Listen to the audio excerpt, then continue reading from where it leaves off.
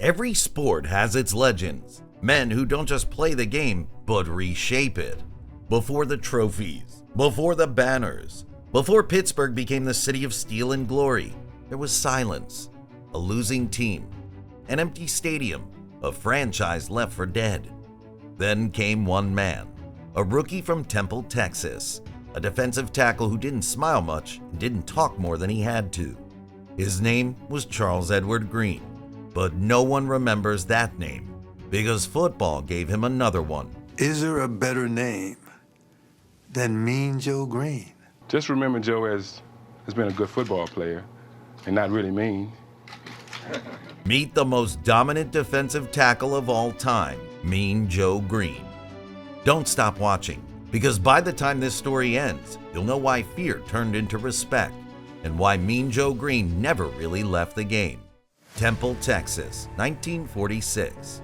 A segregated world, a quiet town, a young boy with a body built for battle. At Dunbar High School, Greene played hard but went unnoticed. The team wasn't great, the scouts didn't care, and the big Texas schools didn't come calling. He was strong, quick, fierce, but invisible. Then North Texas State University, a small school that believed in him, gave him a scholarship. That's where everything started. In Denton, he found his stage, playing for Coach Otis Mitchell from 1966 to 1968. Greene didn't just defend, he dominated. He turned games into statements. Across 3 seasons, his team gave up less than 2 yards per carry. Greene was the wall nobody could move. He got married in college to Agnes Kraft, a Dallas businessman's daughter. They didn't have much. They didn't need much. Just determination and a rented suit. His teammate Chuck Beatty stood as best man. By 1968, Joe Greene wasn't just good, he was the best, a consensus All-American. Every coach, every scout, every opponent said the same thing. He doesn't just play defense, he changes it. One pro scout put it plainly, he's tough, mean, and comes to hit people. That was the moment the myth began. North Texas was still known as the Eagles then. But during a game in 1966, after Greene flattened another opponent, a voice from the stands shouted, "That's the way, Mean Greene!" The crowd picked it up. Soon, the chant grew louder, "Mean Greene!" It was meant for the defense, but it stuck to Joe. The name followed him, haunted him, defined him. He didn't love it, not really. He used to say he wanted people to remember his play, not his anger, but he never escaped it. And as fate would have it, it perfectly fit for what came next. By 1969, the Pittsburgh Steelers were the league's forgotten child. Decades of losing, empty stands, a team known more for misery than muscle. Then came a new head coach, Chuck Noll, and a 4th overall pick in the NFL draft. A pick that fans hated, a name they didn't know, Joe Greene. He didn't want them either. He admitted years later, "I did not want to be a Steeler." But Noll saw something no one else did. He saw the anger, the drive, the command. He saw the foundation of a revolution. Within months, Joe Greene was the most feared man in football. He ended his rookie year with chaos, smashing through lines, wrecking quarterbacks, and dragging his team from anonymity. The Steelers finished 1-13, but Greene was named NFL Defensive Rookie of the Year. A new era had begun. From 1970 to 1971, Pittsburgh crawled out of the mud. 5 wins, then 6. Slowly, the team was changing. Greene became the leader, silent, brutal, relentless. By 1972, the Steelers were unrecognizable. They went 11-3 and won their first division title. That season, Greene recorded 11 sacks and 42 solo tackles. He wasn't just defending, he was dismantling. Opponents started designing entire game plans just to slow him down. It rarely worked. That year, Pittsburgh's defense got a name, the Steel Curtain. 4 men stood at its core, Greene, L.C. Greenwood, Ernie Holmes, and Dwight White. Together they built the hardest front line football had ever seen, and Greene was the anchor. In 1974, Joe Greene invented something new, something terrifying. He called it the Stunt 4-3. Instead of lining up straight, he angled himself between the guard and center.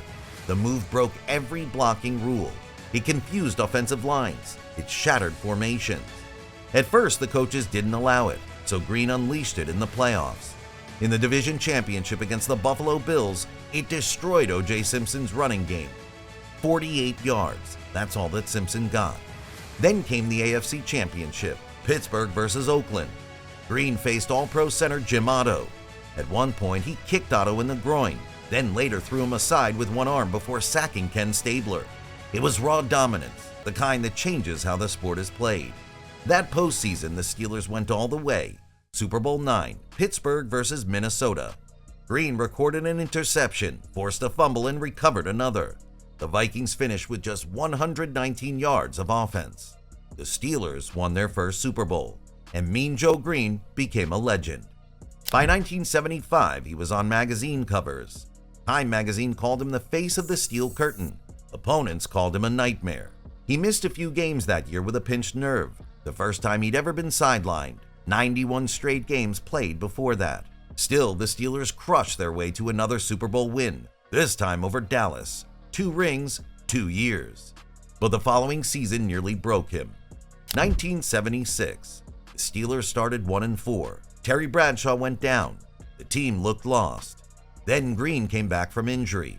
What happened next felt supernatural. 9 straight wins, 5 shutouts. In 9 games, the Steelers' defense gave up just 28 points, less than 3 per game. Greene was the heart of it, the captain, the enforcer, the voice in the huddle that reminded everyone who they were. They fell short that year in the AFC Championship against the Raiders, but no one forgot that run. Some still call that defense the best in NFL history. By 1977, whispers started. He was slowing down, but Greene wasn't done. He returned in 1978 with fury, led the defensive line in tackles, recovered 5 fumbles, carried the Steelers to another championship. Super Bowl XIII, Pittsburgh versus Dallas again. Greene sacked Roger Staubach himself. The Steelers took another ring. In 1979, they did it again, their 4th Super Bowl title in 6 years. The dynasty was complete. 1 heart, 1 leader. After that 4th win, Greene smiled through the champagne haze and said, "One for the thumb. A promise, a dream." But football catches up to everyone. By 1981, the pain was constant. The hits lasted longer. The fire still burned, but the body began to fade. He retired that year. 13 seasons, 10 Pro Bowls, 5 first-team All-Pro selections, and something no statistic could measure, the rebirth of a franchise. He was called mean, but those who knew him saw something else. Teammates described him as quiet, thoughtful, disciplined. Off the field, he was a family man, a mentor, a protector. Then came a moment that melted the myth completely. Super Bowl XIV, a Coca-Cola commercial. A kid offers him a Coke after a game. Greene, limping and exhausted, drinks it, smiles, and tosses his jersey to the boy. "Hey kid, catch." The ad became a cultural moment, proof that the toughest man in football had a human heart. From fury to warmth, from destruction to grace, the world finally saw Joe Greene for what he truly was, a warrior with soul. The numbers tell one story, 181 games, but the real story is what he created. When he joined the Steelers, they were nothing. When he left, they were a dynasty. He turned a losing culture into the league's gold standard. His jersey, number 75, hangs alone at Heinz Field, one of only 3 numbers the Steelers have ever retired. Former teammate Andy Russell said it best, "No player had a greater impact. No player did more for his team." When Joe Greene looks back, he doesn't see the anger or the fame. He sees the work, the leadership, the standard he set. He once said, "I want to be remembered for playing 13 years and contributing to 4 championship teams. I would like to be remembered for maybe setting a standard for others to achieve." He did more than that. He defined it. He was built for collision. Tough, mean, always coming to hit. His instinct sharpened like steel. His body moved with controlled fury. Greene turned every snap into confrontation. He didn't just play football, he imposed it. His nickname Mean Joe wasn't decoration, it was reputation. Opponents saw it in his eyes long before the whistle. He carried a presence that made men hesitate. Ferocious, intimidating, the kind of fear that didn't need words. Once, with seconds left and the game already lost, Houston's quarterback lined up to kneel. Greene pointed across the line, a glare sharp enough to cut through helmets. The message was clear: step forward and he'd pay for it. The quarterback took the safe way out. Greene just laughed after. The threat alone had been enough. But his fire often ran too hot. In his early years, he was chaos in motion, his temper unfiltered. Against Cleveland, he lost control, kicked a fallen lineman, rage spilling out on the field. Another time, fists flew against Denver. Once, he even spat in frustration at a quarterback. His anger made headlines as much as his sacks. Officials learned to keep their distance. So did some teammates. Still, within that storm, something larger took shape: leadership. Discipline forged through friction. He and linebacker Jack Lambert became the emotional spine of the Steelers' defense. Greene didn't need to shout. His silence carried its own authority. When someone complained during a cold, punishing practice, a single glare from Greene shut it down. The locker room learned quick: when Joe looked up, you stopped talking. By 1977, he wore the captain's title, but the truth was he had always been one. Even the offense followed his lead. Wide receiver Lynn Swann later said Greene's intensity was a reminder that anything less than full effort had consequences. Dominance on defense became Pittsburgh's brand. The steel curtain rose around Greene's core. 4 Super Bowls, 10 playoff runs, the kind of dynasty that made the NFL tremble. He was the foundation, the immovable piece. His physical strength won him 2 Defensive Player of the Year awards, but his influence went deeper than awards. He changed how his team thought, how they fought. His presence altered schemes. Even years later, when the Steelers shifted to a 3-4 defense, the philosophy still echoed his control of the line. His impact didn't retire with him. It redefined the position. When the roar faded, the cameras found him. The same face that terrified quarterbacks now carried warmth across millions of screens. But Greene didn't stop there. He showed up in films, lending his power to stories that needed it. From the Black Six to Smokey and the Bandit 2, he became a recognizable force on screen. Sometimes he played himself. Sometimes he played muscle. Always he brought presence, the same quiet authority that once held entire locker rooms in check. He wasn't an actor chasing fame. He was a player rewriting his story in new arenas. Retirement didn't mean distance. It meant evolution. He joined television first, a brief stop as a commentator in 1982. But sidelines called louder than studios. By 1987, he was back, this time wearing a coach's headset instead of a helmet. He worked under Chuck Noll in Pittsburgh, then carried his philosophy to Miami and Arizona. For 16 years, he molded others with the same force he once used to break through lines. Players who trained under him spoke of intensity, honesty, and that same quiet command that didn't need to shout.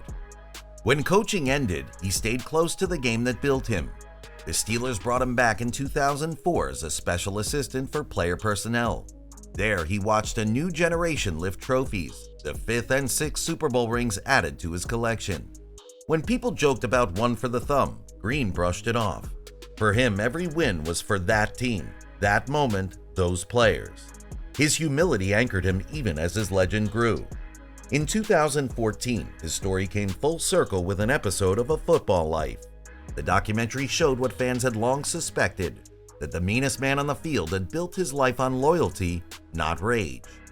Time brought loss too. His wife Agnes passed away after 47 years beside him. He carried her memory quietly.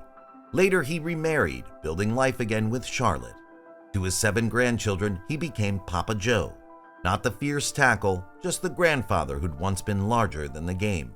In 2017, he wrote his story, Built by Football, a fitting title. Every bruise, every glare, every broken play had shaped him. And in 2018, he turned grief into purpose. He founded the Agnes Lucille Kraft Greene Memorial Scholarship to help children of cancer survivors. The same man once known for fury now gave his name to hope. He played 181 games, missing only 9, 91 straight starts to begin his career, a wall that rarely cracked. The steel curtain he anchored remains one of the most celebrated defenses in history. As the years passed, the curtain's members faded. By 2013, he stood alone as the last surviving pillar. His honors filled halls across America: College Football Hall of Fame, Pro Football Hall of Fame, jerseys retired by North Texas and Pittsburgh alike, NFL All-Decade Team of the 1970s, the 75th and 100th anniversary all-time teams. Awards and rankings stacked up, but each one told the same story: dominance with meaning. When the players finally raised his number 75 into permanent retirement in 2014, the crowd didn't cheer for nostalgia. They cheered for foundation, for the man who built their dynasty from the inside out. Only 2 other jerseys shared that honor. None carried the same weight. Statues rose in his image. Fields were named after him. From Temple, Texas to North Texas University, his name carved itself into the architecture of the game. By 2019, he wasn't just part of football's first century. He was one of its defining figures. The steel had cooled, the fire had settled, but the name still burned across history. Mean Joe Greene, built by football, remembered by legacy. And even now, decades later, when fans talk about greatness, they don't start with stats. They start with him. Because some legends don't retire, they just echo. If you felt that echo tonight, hit like, share the story, and subscribe for more untold chapters from the dark side of sports history. The next legend story starts soon. Don't miss it.